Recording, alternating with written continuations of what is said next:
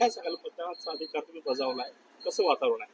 ठीक आहे, आता आम्ही दोघंही मतदान करून आलोय नेहमीप्रमाणे. देऊळबंद पार्ट 2 या सिनेमाचं शूटिंग चालू होतं, पण आम्ही एक दिवस बंद ठेवलं आणि आता मतदान केलंय.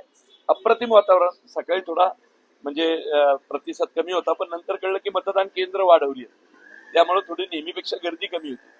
परंतु वातावरण काय पाहिलं बाहेर आपण पाहिलं असं मोठ्या संख्येनं मतदान, कोथरूड मधलं वातावरण पाहिलं, सकाळपासून मोठ्या संख्येनं लोक बाहेर पडताना दिसत आहेत. नाही, पुण्यामध्ये मतदानाचा टक्केवारी चांगली राहील आणि मतदार होत आहे, कारण लोकांना जे पाहिजे त्यांच्या मनातलं सरकार, मनातला महापौर, मनातलं स्टँडिंग कमिटी हे आणण्यासाठी लोक गर्दीने बाहेर पडलेत. कारण ही शेवटी गल्ली बोळातलं जे काम असतं त्याची इलेक्शन आहे. 9 वर्षानंतर पुणे महानगरपालिकेसाठी मतदान होते.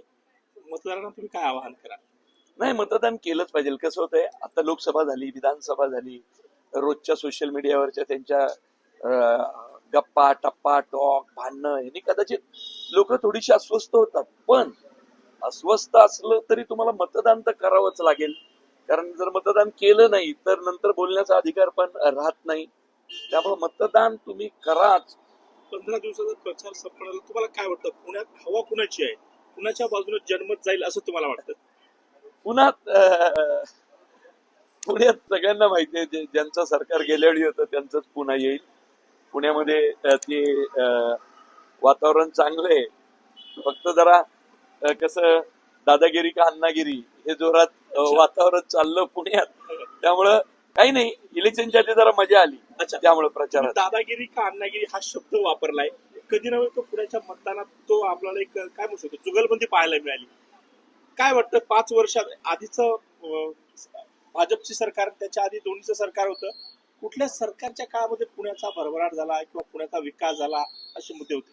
नाही, पुण्याचा विकास किंवा पुण्यातली जी डेव्हलपमेंट आहे किंवा वेगवेगळ्या गोष्टी, त्या म्हणजे मला कॉलेज काळाचा असं वाटतं सुरेश कलमाडींच्या काळात जरा खूपच म्हणजे चांगल्या झाल्या होत्या. म्हणजे आता जे काही पुण्यातले माइलस्टोन पाहायला मिळतात, मोठमोठे पुणे मॅरेथॉन असेल, पुणे फेस्टिवल असेल, गणेश कला असेल, तिकडं बालेवाडीचं स्टेडियम असेल, ते सुरेश कलमाडी साहेबांनी त्या काळात झालेलं आहे. त्यामुळे तेव्हा डेव्हलपमेंट चांगली झाली. आता मुरली अण्णा जोरात फाईट देतोय. शेवटी पैलवान आहे ना तो, आणि दादा पण कशा जोरात येत ना तिकडं.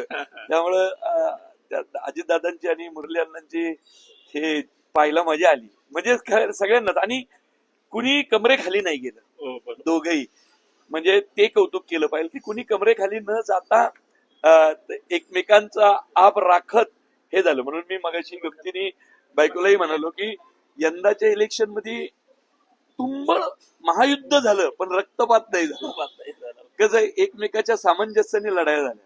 आज तू माझ्यावर 2 बाण सोड, मी उद्या तुझ्यावर सोडतो, असं. परंतु आता पुण्यात दादागिरी का अण्णागिरी काय पाहायला मिळेल तुम्हाला? इथून पुढच्या काळात काय असेल? नाही, पुण्यात मुरलीधर मोहोळ जोरात राहतील. म्हणजे माझा मित्र आहे म्हणून नाही सांगत, एकंदर राजकारणातली प्रगल्भता त्याच्याकडे आता खूपच सुंदर स्वरूपात आलेली आहे.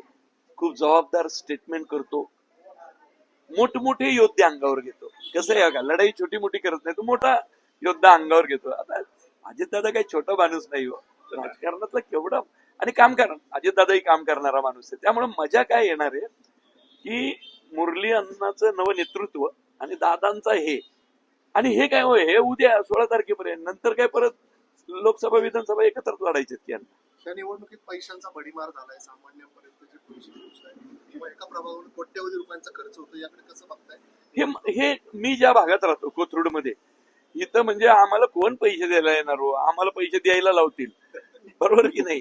त्यामुळे कोथरूड किंवा इकडं डाणूकर किंवा आमचा हा डेक्कन परिसर इकडं हा येत नाही, पण पुण्याच्या भागात कानावर येतं. असं चाललंय, तसं चाललं असेल तर ते खूप खेदाची गोष्ट आहे.